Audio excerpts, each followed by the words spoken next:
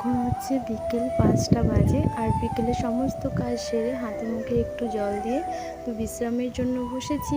আর এত সুন্দর হাওয়া ছেড়েছে, মানে মনটা শান্তি হয়ে যায়। আর আমাদের বাড়ির সামনে থেকে এত গোটাটাই মাঠকে মাঠ, আর খুব সুন্দর হাওয়া, মানে বলে বোঝানো যায় না।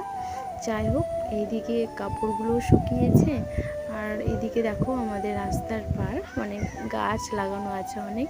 তো বিকেলের সময়টা এইসব নিয়েই পার করে দিচ্ছি।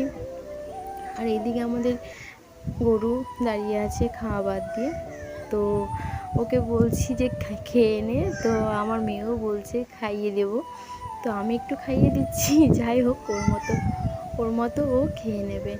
তো কার এরকম প্রাকৃতিক হাওয়া, প্রাকৃতিক পরিবেশ ভালো লাগে নিশ্চয়ই জানাবে।